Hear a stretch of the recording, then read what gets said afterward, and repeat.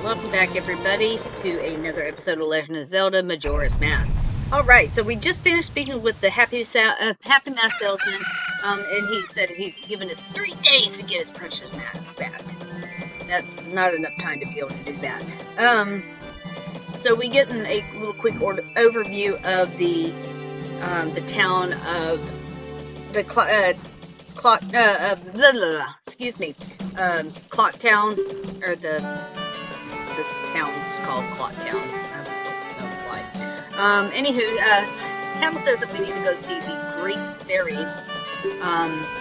She is located in the northern portion of the town, so we're going to go ahead and make our way that way. So, coming on out, we're going to turn this way.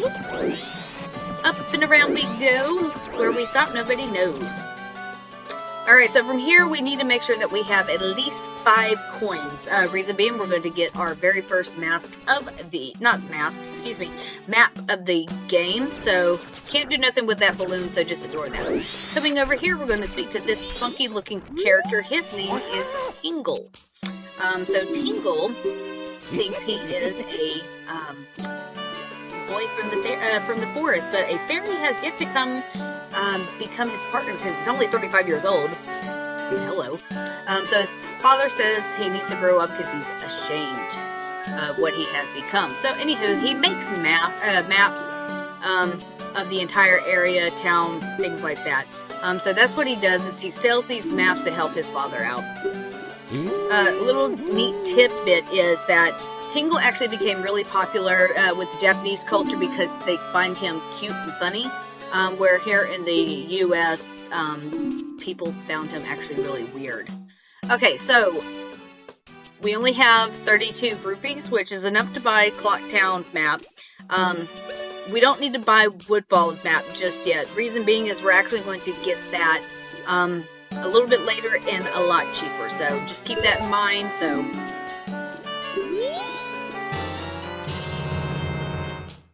alright, so now that we got the map of Clock Town, we can now make our way around the town without getting lost. Alright, same concept. Red arrow on the map shows where you entered, where the yellow map shows your current location. Yo, call again. Tingle, tingle, kululu, klippa! I guess that's how it's pronounced now. These are magic words that Tingle created himself. Don't steal them. Alright. We won't steal them. So now we're going to make our way up to this little area here. This is where the Great Fairy is going to be located. Ooh. So what is this?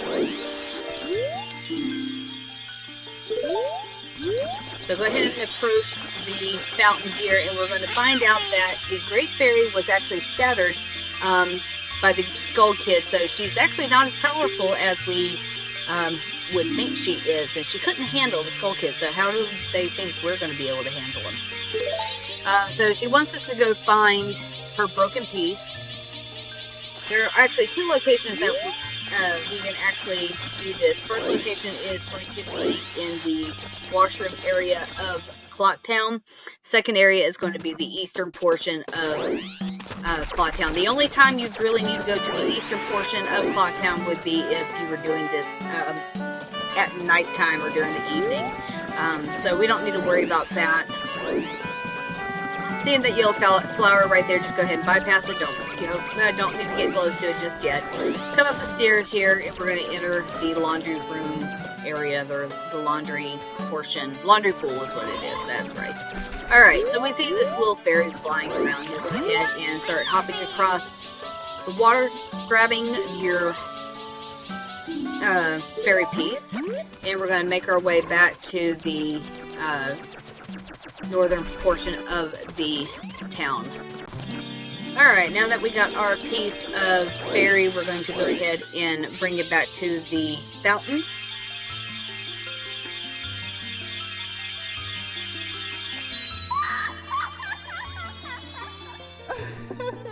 Which is going to cause this scandalous woman here to pop up. I mean, she looks awfully familiar, like the other Great Fairy from Hyrule. she's going to actually gift us with our first magic ability, so we're going to get our magic meter.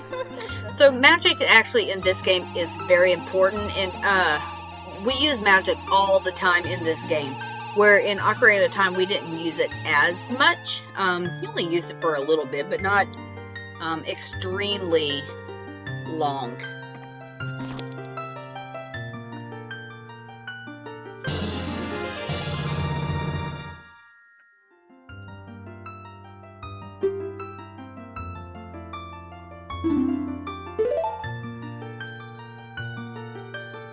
Alright, so from here she's going to tell us that we need to go see the scientists in the Astro Observatory.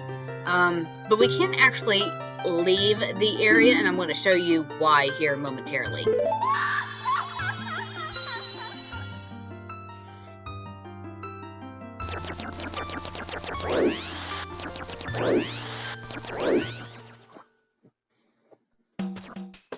Alright, so if you approach the guard here, he's going to block our path. Wait a minute, Deku's Grove. I have you some errands in the mountain. It is dangerous outside town walls, so I cannot allow a child. We are no longer a child. We are an adult. We are saved. I rule. You can't let us outside, so we need to go find our parents. So that is why we can't really actually leave. But the one way we can do so you see this boy here? Yeah, what do you want, Shrimp? He's practicing blowing his balloon gun, so if you can't pop the balloon, then don't mess with him. Alright, so if you hold down B, aim your balloon to your bubble to the balloon, you're going to pop it, and Jim's going to get quite interested, so go ahead and speak with him real quick before he blows up another one. And lets him know that he is the leader of the Bombers Club, and that they don't just let anybody inside the club, in a sense. The only thing is, he won't let us in because we're not human. By technicality, Link is not human, he is a Hylian, because he is an elf from Hyrule, where these kids are actually Terminian elves, in a sense, if that makes sense. Okay, so we're going to play a little mini game of hide and go seek with these 5 boys here. So we have to find all 5 of them by morning, and then they'll teach us the code. Sounds pretty simple. And I'm going to show you each and every location of where they would be. Okay, so your first location is going to be this boy here. So just as soon as you're close enough to him, just before he takes off, go ahead and press A to spin right into him. Second boy is going to be located behind the slide here. So we only have 3 more to go. Alright. Now, making your way through this door and this way.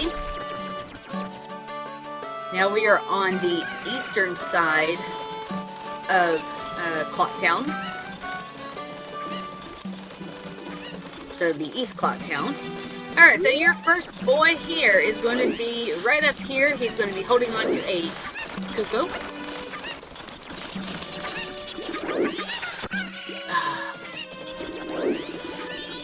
Okay, so he's going to run.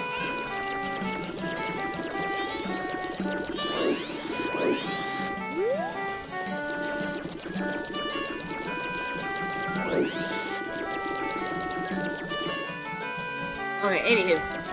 Go ahead, we're going to hop here. Hopefully he doesn't do what I'm thinking he's going to do.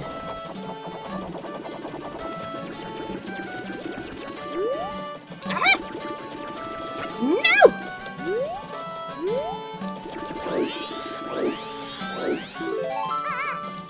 Okay, so that's the one off of the veranda up there.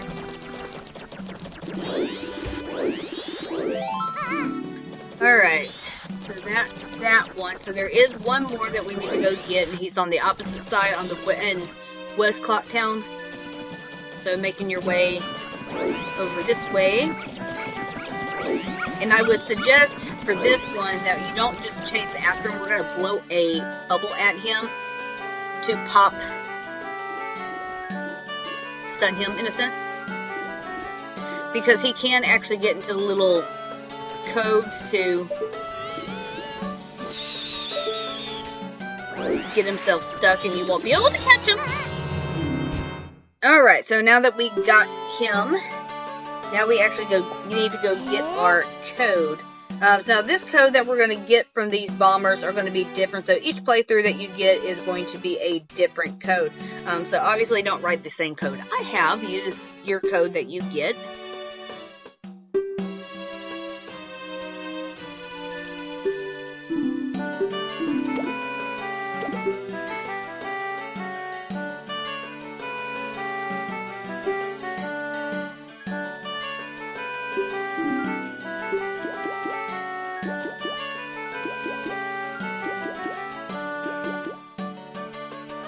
Alright, so 23415. 23415. Really? I could have came up with something different. Okay, so now that we have the code, we're actually going to go back into the to East Clocktown. And we kind of vaguely seen him, but we're going to go talk to this boy over here. And give him the code to be able to pass through. So 2, 3, 4, 1, and 5.